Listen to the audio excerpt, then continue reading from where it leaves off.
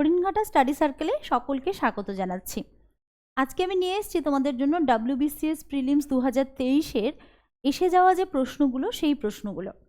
তো সেগুলো নিয়ে একটু আলোচনা করব এবং তারপরে চেষ্টা করব এই ধরনের প্রশ্নগুলো আরও নিয়ে আসার, যেগুলো তোমাদের বিগত পরীক্ষায় এসছে। তো সময় না নষ্ট করে চলে যায়। প্রশ্নটি দেখো, নানঘাট শিলালিপিতে বর্ণিত কীর্তির অধিকারী ছিলেন কোন রাজা? A Satakarni, B Gautamiputra Satakarni, C Vashishthiputra Pulumavi, D হচ্ছে যজ্ঞশ্রী সাতকর্ণী। তো নানঘাট শিলালিপিতে বর্ণিত যে কীর্তি, নানঘাট শিলালিপি মূলত হচ্ছে রানী নায়নিকার। তো সেই কীর্তি হচ্ছে কার? না, নানঘাট শিলালিপিতে কীর্তি হচ্ছে অপশন এ প্রথম সাতকর্ণী বা সাতকর্ণী। ঠিক আছে, চল পরের প্রশ্নে যাই। ভারতের প্রথম ঐতিহাসিক সম্রাট কে ছিলেন? A Dhanananda, B Chandragupta Maurya, C Bimbisara, D Bindusara. ভারতের প্রথম ঐতিহাসিক সম্রাট কে ছিলেন? দেখো, ঐতিহাসিক সম্রাট বলতে এখানে আমরা যদি প্রথম সম্রাট ধরি সেক্ষেত্রে কিন্তু বিম্বিসার হবে। আবার যদি বলি যে একদম ভারত হিসেবে একদম প্রমিনেন্ট ভারত, সেই হিসেবে যদি আমরা ধরতে যাই তাহলে চন্দ্রগুপ্ত মৌর্য হবে। সেক্ষেত্রে আমি উত্তরটি রেখেছি অপশন বি, চন্দ্রগুপ্ত মৌর্য। ঠিক আছে, পরের প্রশ্ন, কোন চালুক্য রাজা হর্ষবর্ধনকে পরাজিত করেন? এ পুলকেশী প্রথম, বি পুলকেশী দ্বিতীয়, সি মঙ্গলেশ, ডি কীর্তিবর্মা। কোন চালুক্য রাজা হর্ষবর্ধনকে পরাজিত করেন? তো এর উত্তর হবে অপশন বি, দ্বিতীয় পুলকেশী। 4 নম্বর প্রশ্ন, কোন 16 মহাজনপদের মধ্যে কোন রাষ্ট্র একটি সাম্রাজ্য প্রতিষ্ঠায় সফল হয়েছিল? আমরা প্রত্যেকেই জানি যে 16টি মহাজনপদের মধ্যে সর্বশ্রেষ্ঠ যেটি ছিল শেষ পর্যন্ত, তা হলো মগধ। তো এখানে উত্তর স্বাভাবিকভাবেই হবে মগধ। চল 5 নম্বর প্রশ্ন, গঙ্গৈকোণ্ড চোল উপাধি গ্রহণ করেছিলেন কোন চোল রাজা? A Rajendra Chola 1, B Rajaraja 1, C Rajadhiraja Chola, D Rajendra Chola 2। Gangaikonda Chola কথার অর্থ হলো যে গঙ্গা বিজেতা। এই গঙ্গা বিজেতা উপাধি কে নিচ্ছেন? না, রাজেন্দ্র চোল। কেন নিচ্ছেন? তিনি পাল রাজাকে হারিয়ে, পাল রাজা প্রথম মহিপালকে হারিয়ে এই গঙ্গৈকোণ্ড চোল উপাধি ধারণ করছেন। তো উপাধি ধারণ করছেন গঙ্গৈকোণ্ড চোল কে? রাজেন্দ্র চোল। চলো পরের প্রশ্নে যাই। কুমার সম্ভবম রচনা করেছিলেন কে? A Vishnu Sharma, B Dandin, C Kalidas, D Somadeva. তো কালিদাসের আমরা জানি কুমার সম্ভবম, এছাড়াও কুমার সম্ভবম ছাড়াও কি আছে? মালবিকাগ্নিমিত্রম আছে, ঋতু সংহার আছে। তো এগুলো বিখ্যাত তার রচনা। আর বিষ্ণু শর্মার তো আমরা জানি যে পঞ্চতন্ত্র। ঠিক আছে, পরের প্রশ্নে চলে যাই। চন্দ্রগুপ্ত দ্বিতীয় তার দ্বিতীয় রাজধানী কোথায় প্রতিষ্ঠা করেন? চন্দ্রগুপ্ত দ্বিতীয় তার দ্বিতীয় রাজধানী কোথায় প্রতিষ্ঠা করেন? এ বিদিশা, বি মালব, সি ভালবি, ডি উজ্জয়িনী। তো এদের আমরা জানি যে দ্বিতীয় চন্দ্রগুপ্ত বা এদের যে প্রথম রাজধানী ছিল পাটলিপুত্র, আর দ্বিতীয় রাজধানী ছিল কোথায়? না, উজ্জয়িনীতে। পরের প্রশ্ন, মেহেরকুল বা মেহেরকুলা কে ছিলেন? এ শক রাজা, বি কুষাণ রাজা, সি হুন রাজা, ডি পল্লব রাজা। তো মেহেরকুল ছিলেন মূলত হুনদের রাজা। ঠিক আছে, ভারতবর্ষে শ্বেত হুন এবং কৃষ্ণ হুন এসেছিল, তার মধ্যে এই মেহেরকুল এবং তোরমানও ছিল, যারা কিন্তু হুন রাজা ছিল। ঠিক আছে, পরের প্রশ্নে চলে যাই। প্রথম বৌদ্ধ সংঘ বা সঙ্গীতি কোথায় অনুষ্ঠিত হয়েছিল? A Vaishali, B Pataliputra, C Rajagriha, D Malwa. তো প্রথম যে বৌদ্ধ সঙ্গীতি যেটা অনুষ্ঠিত হয়েছিল রাজগৃহে, কার সময়? অজাতশত্রুর সময়, এবং সময়কালটা হচ্ছে 486 BC। ঠিক আছে, চল পরের প্রশ্ন চলে যাই। 10 নম্বর প্রশ্ন, কনিষ্কের রাজধানী কোথায় ছিল? A Purushapura, B Jalandhar, C Kashmir, D Pataliputra. আমরা জানি যে কুষাণরা ভারতবর্ষে আসছেন ইউচি জাতির শাখা হিসেবে, এবং মূলত মধ্য এশিয়া সহ এই যে অঞ্চলগুলো সেখানে সেখান দিয়ে তারা আসছে, এবং এই পুরুষপুর বা পেশোয়ার, বর্তমান পেশোয়ার, সেই পেশোয়ার ছিল তাদের রাজধানী। ঠিক আছে, পরের প্রশ্নে যাই। কোন সম্রাটের শাসনামলে নালন্দা বিশ্ববিদ্যালয় প্রতিষ্ঠা হয়েছিল? আমরা জানি নালন্দা বিশ্ববিদ্যালয় মূলত গুপ্ত যুগে প্রতিষ্ঠা হয়েছিল, এবং কার সময় প্রতিষ্ঠা হয়েছিল সেটা অপশনে রয়েছে: এ সমুদ্রগুপ্ত, বি চন্দ্রগুপ্ত দ্বিতীয়, সি স্কন্দগুপ্ত, ডি কুমারগুপ্ত। তো এই নালন্দা বিশ্ববিদ্যালয় প্রতিষ্ঠা হয়েছিল কুমারগুপ্তের সময়। পরের প্রশ্নে যাই। পান্ডুয়ার আদিনা মসজিদ কে নির্মাণ করেন? A Firoz Shah Tughlaq, B Hussain Shah, C Sikandar Shah, D Zainul Abidin. পান্ডুয়ার আদিনা মসজিদ কে নির্মাণ করেছিলেন? তো এর উত্তর হবে অবশ্যই সিকান্দার শাহ, যিনি এই আদিনা মসজিদ নির্মাণ করেছিলেন।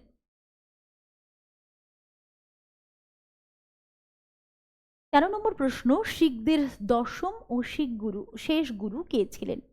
এ গুরু Ramdas, B Guru Hargobind, C Guru Gobind Singh, D Guru Tegh বাহাদুর।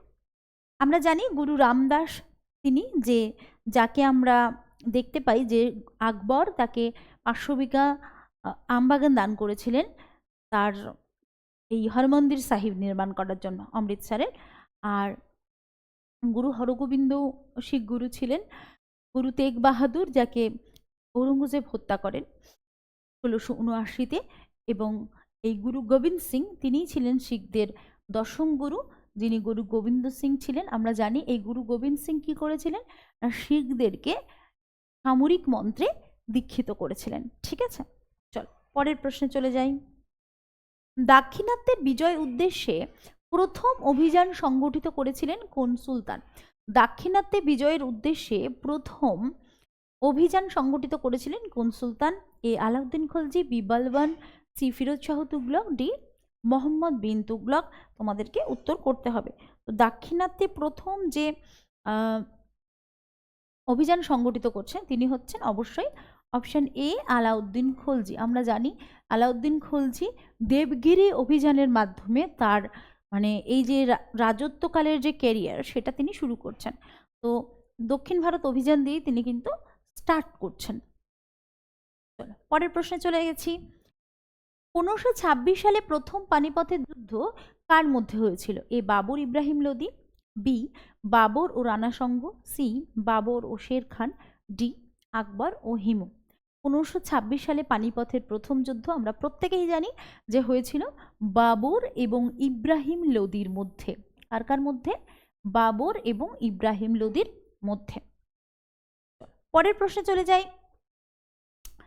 দিন-ই-ইলাহি কে প্রবর্তন করেছিলেন? এ বাবর, বি আকবর, সি জাহাঙ্গীর, ডি শাহজাহান।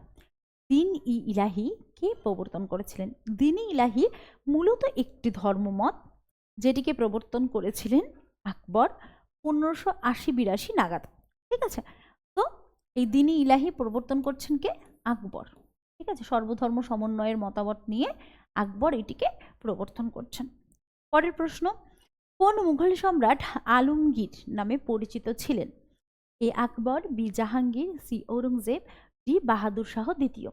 তো আলমগীর নামে যিনি পরিচিত ছিলেন তিনি হলেন কে? 17 নম্বর প্রশ্ন, উত্তর হবে অপশান সি ঔরঙ্গজেব। ঠিক আছে, তো 17 নম্বর প্রশ্নের উত্তর হচ্ছে কি ঔরঙ্গজেব, যিনি আলমগীর নামে পরিচিত ছিলেন। চলো পরের প্রশ্ন, ভারতের টিয়া নামে কে পরিচিত? এ জিমুদ বাহন, B Al Biruni, C Ibn Battuta, D Amir Khusrau. তো ভারতের টিয়া বা ভারতের তোতা পাখি নামে যে পরিচিত আমরা প্রত্যেকেই সেটা জানি, তিনি হলেন কে? না, আমির খসরু।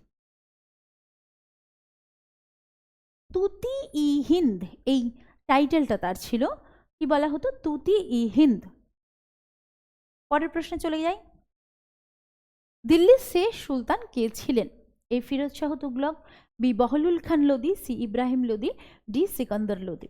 তো আমরা জানি যে দিল্লিতে সুলতানি বংশে মোট 5টি রাজবংশ রাজত্ব করেছিল। কি কি? দাস বংশ, খলজি বংশ, তুগলক বংশ, সৈয়দ বংশ এবং লোদি বংশ। তো এর মধ্যে যেটি লাস্ট ছিল তা হলো লোদি বংশ, এবং এদের লাস্ট যে সুলতান ছিলেন তিনি হলেন ইব্রাহিম লোদি। এবং ইব্রাহিম লোদি হচ্ছে কে না, ইব্রাহিম লোদি হচ্ছে লোদি বংশের শেষ সুলতান, যিনি বাবরের কাছে পানিপথের দ্বিতীয় যুদ্ধে পরাজিত হচ্ছেন, সরি পানিপথের প্রথম যুদ্ধে পরাজিত হচ্ছেন। দ্বিতীয় যুদ্ধ কার মধ্যে হচ্ছে? দ্বিতীয় যুদ্ধ হচ্ছে আকবরের সাথে আদিল শাহী যে সেনাপতি হিমু, তার মধ্যে হচ্ছে 1556 খ্রিস্টাব্দে, এবং সেখানে আকবর জিতছে। পরের প্রশ্ন, উত্তর পশ্চিম সীমান্ত নীতি প্রথম প্রচলন করেছিলেন কোন সুলতান? A Iltutmish, B Balban, C Razia, D Alauddin Khalji. তো উত্তর পশ্চিম সীমান্ত নীতি কে প্রবর্তন করছেন সেটা তোমাদেরকে বলতে হবে। তো উত্তর হচ্ছে, উত্তর পশ্চিম সীমান্ত নীতি যিনি প্রবর্তন করছেন তিনি হচ্ছেন গিয়াসউদ্দিন বলবন। তিনি কি করেছিলেন না, তার যে দুই পুত্র কি মোহাম্মদ এবং বুঘরা খাঁ, তাদের দুজনকে এই উত্তর পশ্চিম সীমান্তের নিরাপত্তায় বিশেষভাবে নিযুক্ত করেছিলেন, এবং তাছাড়াও আরও বিশিষ্ট সেনাপতি নিযুক্ত করেছিলেন এই উত্তর পশ্চিম সীমান্ত রক্ষার জন্য। একদম প্রথমে বলবনই এই নীতিটাকে বিশেষভাবে কঠোরভাবে প্রয়োগ করেছিলেন। পরবর্তীকালে এই দস্যু দমনে আলাউদ্দিনও কিন্তু বিশেষ ভূমিকা পালন করেছিল। পরের প্রশ্নে চলে যাই। আমুক্তমাল্যদা গ্রন্থটি কে রচনা করেন? এ মাধবাচার্য, বি রামানুজ, শ্রী কৃষ্ণদেব রায়, ডি মালাধর বসু। আমুক্তমাল্যদা গ্রন্থটি মূলত একটি স্টেট ক্রাফট বিষয়ক গ্রন্থ, মানে রাষ্ট্রনীতি বিষয়ক গ্রন্থ। ঠিক আছে, তো এটিকে রচনা করেন অবশ্যই কৃষ্ণদেব রায়। ঠিক আছে, কৃষ্ণদেব রায় এটিকে রচনা করেন, এই আমুক্তমাল্যদা। ঠিক আছে, তেলুগু ভাষায় রচিত আমুক্তমাল্যদা। কৃষ্ণদেব রায়ের আরও একটি বই আছে যেটার নাম হচ্ছে কি না, জাম্যবতী কল্যাণম। ঠিক আছে, কৃষ্ণ এবং রুক্মিণীর বিবাহ নিয়ে এই গ্রন্থ জাম্যবতী কল্যাণম, সংস্কৃত ভাষায় লেখা, এবং এইটি হচ্ছে তেলুগু ভাষায় লেখা। এই কৃষ্ণদেব রায়ের গ্রন্থটি হচ্ছে তেলুগু ভাষায় লেখা। চলো পরের প্রশ্নে চলে যাই। দেখো, ভারতের প্রথম কাপড় কল 1818 খ্রিস্টাব্দে কোথায় স্থাপিত হয়? এ কলকাতার ঘুষুরি, বি কলকাতার সিন্থিমোড়, সি নাগপুর, ডি থানে। তো কলকাতার প্রথম কাপড় কল স্থাপিত হচ্ছে ফোর্ট গ্লস্টার। সেই ফোর্ট গ্লস্টার হচ্ছে এই কলকাতা ঘুষুরি। ঠিক আছে, কলকাতা ঘুষুরির কাছে ফোর্ট গ্লস্টারে এই প্রথম কাপড়ের কল স্থাপিত হচ্ছে। 23 নম্বর প্রশ্ন, ভারতের প্রথম সংবাদপত্র কোনটি? এ পার্থেনন, বি দিগদর্শন, সি বেঙ্গল গেজেট বা হিকিস গেজেট, ডি হচ্ছে সংবাদ দর্পণ। তো ভারতের প্রথম সংবাদপত্র কোনটি? সেটি হলো অবশ্যই হিকিস গেজেট বা বেঙ্গল গেজেট, যেটা শুরু হচ্ছে 1780 নাগাদ। ঠিক আছে, হিকিস গেজেট বা বেঙ্গল গেজেট। এদিকে যদি আমরা বলি যে প্রথম বাংলা পত্রিকা কোনটি, তাহলে একদম হবে যেটা, সেটা হচ্ছে দিগদর্শন, মার্শম্যানের পত্রিকা। প্রথম বাংলা মাসিক পত্রিকা হচ্ছে দিগদর্শন। প্রথম বাংলা সাপ্তাহিক পত্রিকা হচ্ছে কি সমাচার দর্পণ, এবং তারপরে প্রথম বাংলা যদি দৈনিক পত্রিকা বলা হয় তা হলো সংবাদ প্রভাকর।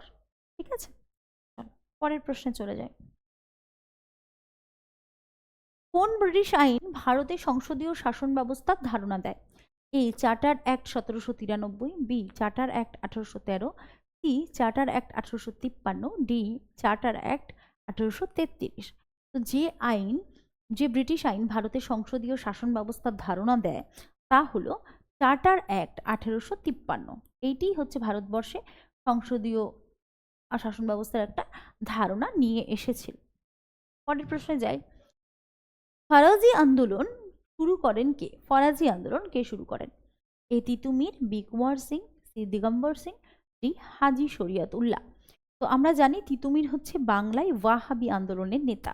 সেক্ষেত্রে যে নামটি হবে তা হলো অপশন ডি, হাজি শরিয়তুল্লাহ ফরাজি আন্দোলন শুরু করছেন, এবং এটি শুরু হচ্ছে ফরিদপুর, বাংলাদেশের ঢাকা, ফরিদপুর, ময়মনসিংহ এই অঞ্চলগুলোতে শুরু হচ্ছে।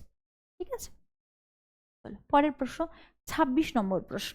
ঠিক আছে, তো কোন মুঘল সম্রাট 1717 সালে ইস্ট ইন্ডিয়া কোম্পানিকে ফরমান প্রদান করেন?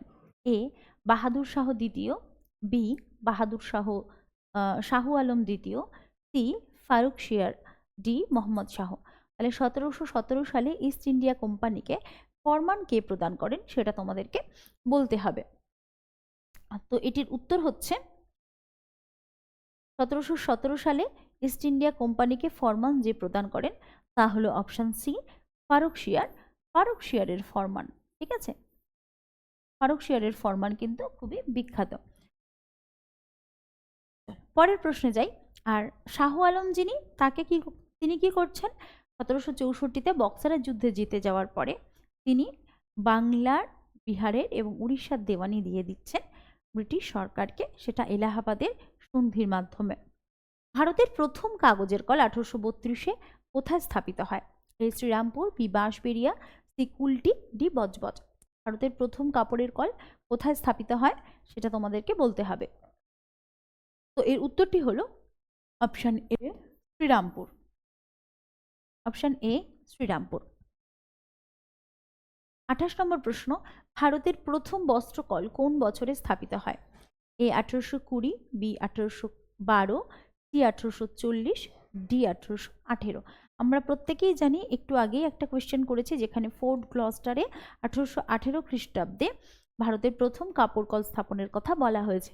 তো এর উত্তর হবে অবশ্যই 1818। এবং এর পরবর্তীকালে যদি কোনো বস্ত্রকল থেকে থাকে তাহলে 1853-54 সাল নাগাদ বোম্বেতে কাওয়াসজি নানভাই দাভার তিনি বোম্বাইতে একটি ভালো কাপড়ের কল তৈরি করেন। ঠিক আছে, চলো পরের প্রশ্নে চলে যাই। বালগঙ্গাধর তিলক 1893 সালে গণপতি উৎসব শুরু করেন। প্রথম শিবাজি উৎসব কবে করেন? আমরা জানি বালগঙ্গাধর তিলক দুটি উৎসব করছেন, একটি হচ্ছে গণপতি উৎসব, অপরটি হচ্ছে শিবাজি উৎসব। গণপতি উৎসবের সাল এখানে দেওয়া রয়েছে, তোমাদের বলতে হবে শিবাজি উৎসব কোনটি। Option A 1884, B 1885, C 1896, D 1897। তো প্রথম শিবাজি উৎসব কবে হচ্ছে? উত্তর হচ্ছে 1896 সালে। পরের প্রশ্ন, প্রথম বিশ্বযুদ্ধকালে মুসলমানদের কংগ্রেসের সঙ্গে সহযোগিতার পরামর্শ দেয় যে সংস্থাটি প্রতিষ্ঠিত হয় 1910 খ্রিস্টাব্দে? এ মুসলিম লীগ, বি আহমদিয়া আন্দোলন, সি ইহরার লীগ, ডি দেওবন্দ আন্দোলন। তো প্রথম বিশ্বযুদ্ধকালে মুসলমানদের কংগ্রেসে থাকার পরামর্শ যে দিয়েছিল সেই লীগটির নাম হলো ইহরার লীগ। এই ইহরার লীগ চেয়েছিল যে কংগ্রেসের সঙ্গে মুসলিমরা থাকুক। পরের প্রশ্ন, বোম্বে ট্রায়াম্ভিয়েট নামে পরিচিত ছিলেন কারা? A B G Tilak, G K Gokhale ও M B Namjoshi, B Pheroze Shah Mehta, K T Telang এবং বদরুদ্দিন তায়েবজি, সি তিলক, আগারকার ও দেশমুখ, ডি দাদাভাই নৌরোজি, কেটি তেলাং এবং আর জি ভান্ডারকর। তো এখানে উত্তর যেটা হবে তা হলো ফিরোজ শাহ মেহতা, কেটি তেলাং এবং বদরুদ্দিন তায়েবজি। ঠিক আছে, তো এই তিনজনই হচ্ছে কি, এই তিনজনকে বলা হতো বম্বে ট্রায়াম্ভিয়েট। কি বলা হতো? বম্বে ট্রায়াম্ভিয়েট। চলো পরের প্রশ্নে চলে যাই। পরের প্রশ্নে কি আছে? বঙ্গভঙ্গের পর দুটি নতুন প্রদেশ সৃষ্টি হয়েছিল। এ পূর্ববঙ্গ ও বঙ্গ, বি পূর্ববঙ্গ ও পশ্চিমবঙ্গ, সি পূর্ববঙ্গ ও আসাম, ডি পূর্ববঙ্গ ও উত্তরবঙ্গ। তো এর উত্তরটা যেটা হবে তা হলো পূর্ববঙ্গ এবং বঙ্গ, এই দুটি নতুন প্রদেশ সৃষ্টি হয়েছিল। ঠিক আছে, পরের প্রশ্ন, আলিগড় অ্যাংলো ওরিয়েন্টাল কলেজ কে প্রতিষ্ঠা করেন? A Nawab Salimullah, B Liaquat Ali, C Khan Abdul Ghaffar Khan, D sir Syed Ahmed Khan. তো আলিগড় অ্যাংলো ওরিয়েন্টাল কলেজ আমরা প্রত্যেকেই জানি যে Aligarh Anglo Oriental College sir Syed Ahmed Khan প্রতিষ্ঠা করেন। স্যার সৈয়দ আহমেদ খান প্রতিষ্ঠা করেন অ্যাংলো ওরিয়েন্টাল কলেজ। পরের প্রশ্ন, দাদাভাই নৌরোজি ব্রিটিশ সংসদে কোন দলের হয়ে নির্বাচিত হয়েছিলেন 1892 থেকে 1895? আমরা জানি দাদাভাই নৌরোজি হচ্ছে ব্রিটিশ সংসদের প্রথম নির্বাচিত সংসদ। তো দলগুলো দেখো, কনজারভেটিভ, লিবারেল, লেবার, লিবারেল। তো উত্তর হবে লিবারেল পার্টির সদস্য হয়ে তিনি ব্রিটিশ সংসদে গিয়েছিলেন নির্বাচিত প্রতিনিধি হিসেবে। এই দাদাভাই নৌরোজি ছাড়াও আমরা আরও একজনকে পাই যিনি কিন্তু এই পার্লামেন্টে নির্বাচিত হয়েছিলেন, তিনি হলেন এসপি সিনহা। এর পরবর্তীকালে বাল গঙ্গাধর তিলক লোকমান্য উপাধি লাভ করেন কোন সময়? এ স্বদেশী আন্দোলনের সময়, বি বিপ্লবী আন্দোলনের সময়, সি হোম রুল লীগ আন্দোলনে, ডি 1908 সালের কারাবাসে। বাল গঙ্গাধর তিলক লোকমান্য উপাধি লাভ করেছিলেন কোন সময় সেটা তোমাদেরকে বলতে হবে। তো এর উত্তর হবে অপশান সি, লোকমান্য উপাধি তিনি লাভ করেছিলেন হোম রুল আন্দোলনের সময়। আমরা জানি যে বাল গঙ্গাধর তিলক এবং অ্যানি বেসান্ত দুজনেই আলাদা আলাদা হোম রুল লীগ বা হোম রুল সংস্থা গড়ে তুলেছিলেন 1916 সাল নাগাদ। একজন গড়ে তুলেছিলেন বম্বের পুনেতে তার সদর দপ্তর, আরও একজন অ্যানি বেসান্ত তিনি গড়ে তুলেছিলেন মাদ্রাজে। ঠিক আছে, পরের প্রশ্নে চলে যাই। 36 নম্বর প্রশ্ন, ভারতীয় জাতীয় কংগ্রেসের দ্বিতীয় অধিবেশনের ঐতিহাসিক গুরুত্ব কী ছিল? এ কংগ্রেস এবং ন্যাশনাল কনফারেন্সের একই ভবন, বি সভাপতিত্ব করেছিলেন দাদাভাই নৌরোজি, সি স্থানীয় স্বাগত কমিটির সভাপতি ছিলেন রাজেন্দ্রলাল মিত্র, ডি উপরের সবকটি। ভারতীয় জাতীয় কংগ্রেসের দ্বিতীয় অধিবেশনের ঐতিহাসিক গুরুত্ব কী ছিল? তো এখানে উত্তরটি হবে কংগ্রেস এবং ন্যাশনাল কনফারেন্স এই দুটির একই ভবন। তার কারণ ন্যাশনাল কনফারেন্স যেটি পরবর্তীকালে সেটি কিন্তু কংগ্রেসের সাথে মিশে যাচ্ছে। তো 1886 কংগ্রেসের অধিবেশনের গুরুত্ব ছিল কংগ্রেস এবং ন্যাশনাল কনফারেন্সের একই ভবন। পরের প্রশ্নে যাই। কংগ্রেস গদর পার্টির বাংলা ওড়িশা শাখার নেতা কে ছিলেন? গদর পার্টির বাংলা ওড়িশা শাখার নেতা কে ছিলেন? A Jatindranath Mukhopadhyay, B Jatindranath Das, C Barindra Ghosh, D M N Roy. তো বাংলার গদর পার্টির শাখার যে মুখপত্র ছিলেন তিনি হলেন যতীন্দ্রনাথ মুখোপাধ্যায়। যতীন্দ্রনাথ মুখোপাধ্যায়, যিনি যাকে কিন্তু আমরা বাঘা যতীন নামেও চিনি। পরের প্রশ্ন, 1889 সালে ভারতীয় জাতীয় কংগ্রেসের ব্রিটিশ কমিটি কার সভাপতিত্বে গঠিত হয়? 1889 সালে ভারতীয় জাতীয় কংগ্রেসের ব্রিটিশ কমিটি কার সভাপতিত্বে গঠিত হয়? A Dadabhai Naoroji, B A O Hume, C Digby, D W Wedderburn. তো কার নেতৃত্বে গঠিত হয় সেটা তোমাদেরকে বলতে হবে। উত্তর হবে ডব্লিউ ওয়েটারবার্ন। আমি তোমাদেরকে একটু অপেক্ষা করাচ্ছি, তার কারণ হচ্ছে আমি চাইছি তোমরা উত্তরটা নিজেদের মতো করে দেওয়ার চেষ্টা করো। চলো পরের প্রশ্ন, 19বিংশ শতাব্দীতে ন্যাশনাল শব্দটিকে জনপ্রিয় করেছিলেন কে? এ যতীন্দ্রনাথ ঠাকুর, বি রাজনারায়ণ বোস, সি নবগোপাল মিত্র, ডি সত্যেন্দ্রনাথ ঠাকুর। তো এর উত্তরটা অবশ্যই হবে নবগোপাল মিত্র। এই নবগোপাল মিত্র ন্যাশনাল নামক একটি পত্রিকা চালাতেন।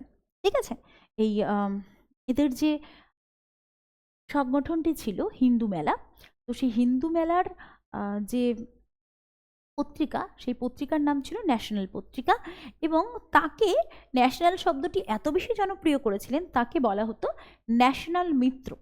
নবগোপাল মিত্রকে বলা হতো ন্যাশনাল মিত্র। চলো পরের প্রশ্নে যাই। দেখো, মহাত্মা গান্ধী কেবল একবার কংগ্রেসের অধিবেশনে সভাপতিত্ব করেছিলেন কোথায়? A Kakinada 1923, B Belgaum 1924, C Kanpur 1925, D Guwahati 1926। তো কংগ্রেসের অধিবেশনে যে সভাপতিত্ব করেছিল সেই সময়কালটা অবশ্যই অপশন বি 1924 বেলগাঁও। ঠিক আছে, প্রথম একবারই এই সভাপতিত্বটা তিনি করেছিলেন। ঠিক আছে, চলো পরের প্রশ্নে যাই। দেখো, ভারতবর্ষে জাতিগতভাবে বিভেদের সর্বাধিক তীব্র হয়েছিল কোন ঘটনার ফলে? আমরা জানি যে বিভিন্ন কারণে হয়েছিল, কিন্তু এখানে যে চারটি অপশন আছে সেখানে দিতে হবে। তো অপশন এতেই রয়েছে ইলবার্ট বিল বিতর্ক, বিতে রয়েছে সিভিল সার্ভিস পরীক্ষার বয়স হ্রাস, সি অস্ত্র আইন 1878, ডি হচ্ছে ভার্নাকুলার প্রেস অ্যাক্ট। আমরা ভার্নাকুলার প্রেস অ্যাক্ট বলতে কি বুঝি না, মাতৃভাষার সংবাদপত্র আইন। তো সেখানে রেসিজমের ঘটনাটা সর্বাধিক নাও হতে পারে বা হতেই পারে না। অস্ত্র আইন 1878, সেখানেও রেসিজম নেই। সিভিল সার্ভিস পরীক্ষায় বয়স হ্রাস, সেখানেও কিন্তু রেসিজম নেই। পরবর্তী হচ্ছে ইলবার্ট বিল বিতর্ক। আমরা জানি ইলবার্ট বিল বিতর্ক হচ্ছে রিপনের সময়, এবং এর কারণটা কি ছিল না, যারা শ্বেতাঙ্গ ছিল তারা কৃষ্ণাঙ্গ যারা বিচারপতি আছে তাদের বিচার মানবে না। এই হচ্ছে ইলবার্ট বিল আন্দোলন বা ইলবার্ট বিল বিতর্ক, যেটি লর্ড রিপনের সময় হচ্ছে। তো জাতিগত বিভাগ সর্বাধিক হয়েছিল এই ইলবার্ট বিল বিতর্কের কারণে। চলো পরের প্রশ্ন দেখে নিই। পরের প্রশ্ন হচ্ছে 1909 সালে মদনলাল ধিংরা কার হত্যা করেন, কোন প্রতিবাদে? আচ্ছা, মদনলাল ধিংরা কার্জন ওয়াইলিকে হত্যা করছেন, ঠিক আছে, 1909 সালে। তো এখানে পুরোটা আসেনি, সরি তার জন্য। কার্জন ওয়াইলিকে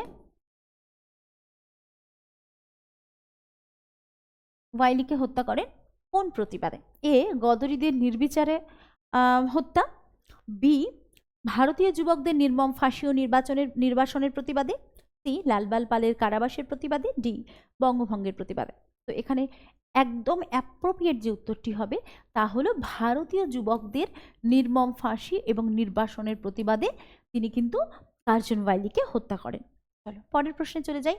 1912 সালে ভাইসরয় হার্ডিঞ্জের উপরে বোমা নিক্ষেপের নেপথ্যে কে ছিলেন, মাস্টার মাইন্ড কে ছিলেন? এ, Rashbehari Bose, B, Bhai Parmanand, C, Sachindranath Sanyal, C, D হচ্ছে সোহনলাল পাঠক। তো 1912 সালে আমরা জানি বসন্ত বিশ্বাস তিনি হার্ডিঞ্জের যে গাড়ি আছে তার উপরে বোমা নিক্ষেপ করেছিলেন। তো তার যে মাস্টার মাইন্ড ছিল তিনি ছিলেন অবশ্যই রাসবিহারী বসু, যিনি পরবর্তীকালে PN ঠাকুর ছদ্মনাম নিয়ে জাপানে পালিয়ে যাচ্ছেন। পরের প্রশ্ন দেখো, ভারতে প্রথম পাবলিক সার্ভিস কমিশন গঠিত হয় কোন আইনে?